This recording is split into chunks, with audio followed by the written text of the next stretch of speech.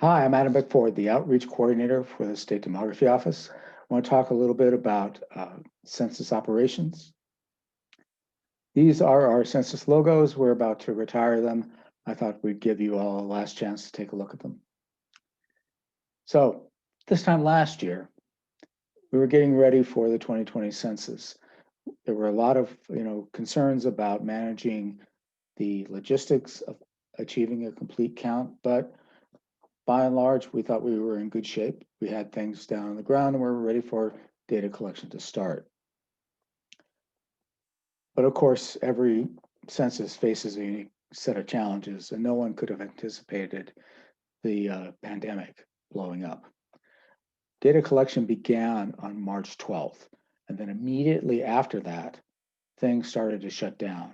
And on April 13th, the Census Bureau paused its data collection and reset its data collection deadline to October 31st, 2020.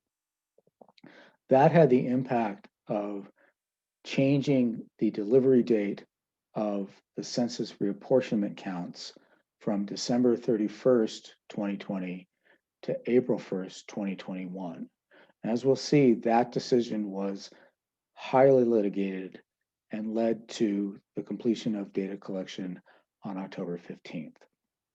The data collection resumed on the 18th, and then in August, the Department of Commerce reset the data collection deadline to September 30th with the expectation that they would meet the December 31st data delivery deadline. That decision was rejected by the Federal District Court in Northern California, and the October 31st deadline was reinstated. Subsequently, the Supreme Court rejected that extension, and then the Census Bureau ended data collection on October 15th. These are our final response rates.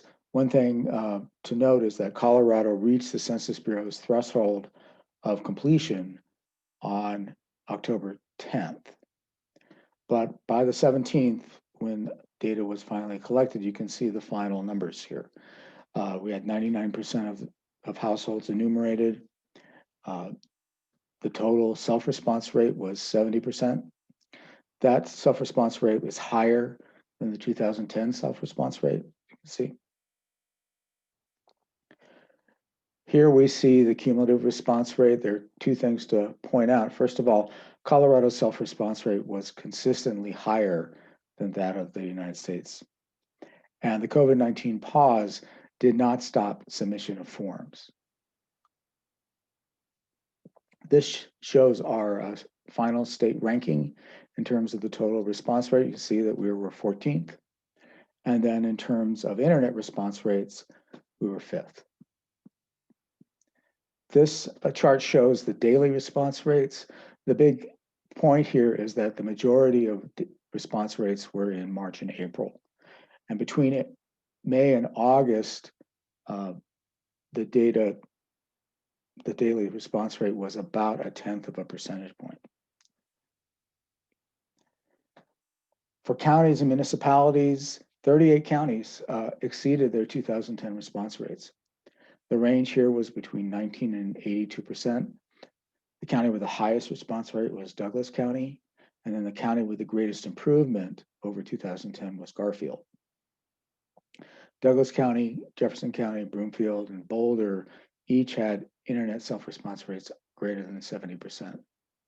For municipalities, 102 municipalities exceeded their 2010 response rate, and you see the range here between 10 and 93%.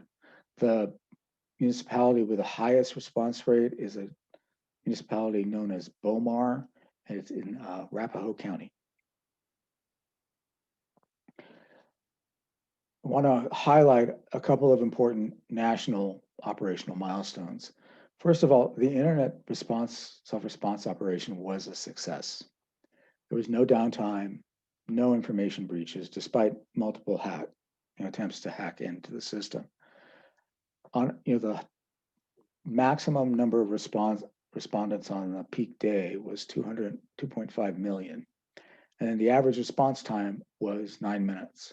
That's important. In our materials, we highlighted that it would take 10 minutes to complete the census form. And in reality, it was shorter. Other operations were completed: update leave, group quarters. One thing that to note is that the information we currently have about operations really does not speak to questions about data quality. We expect that more information will be coming out as the census finishes its data processing activities. Now, with respect to the state complete count effort was really extraordinary. It was a cooperative effort of the Census Bureau, the State Demography Office, local governments, and community organizations.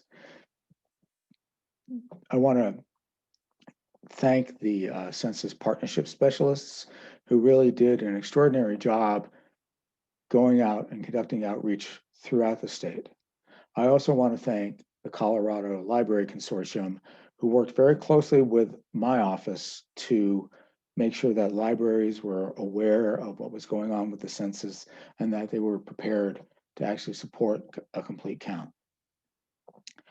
Now, in terms of our operations, DOLA sponsored the State Complete Count Committee and supported a network of 47 complete count committees, local complete count committees. The State Demography Office delivered over 60 presentations focused exclusively on the census. And we helped to work with two programs. The first one, the Colorado Census Support Program, provided $222,000 to 109 organizations for census promotional materials. I need to thank my colleague, Justine May, who really was instrumental in making sure that this program was a success. She did an extraordinary job, and she's currently in graduate school, and I really wish her all the best. The other program that DOLA ran was the Census Outreach Grant Program, and that was also a success. They distributed 93% of $6 million to 62 organizations. And last but certainly not least are the county and municipal governments and nonprofit organizations that worked to adapt their operations, in some cases, revamp them entirely once it became clear that in-person outreach was not going to be possible. They really did an extraordinary job in dealing with the uncertainty of the pandemic and helping to achieve a very high response rate. So I want to highlight some of the uncertainty that we face right now with data releases. As we mentioned before, the reapportionment data, their data release is unclear. We currently expect that it's going to be coming out in January sometime, but we're not sure when. Same thing with the PL 94-171 data.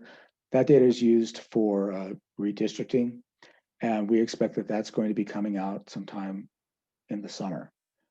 And then finally, the demographic and housing characteristics file will be coming.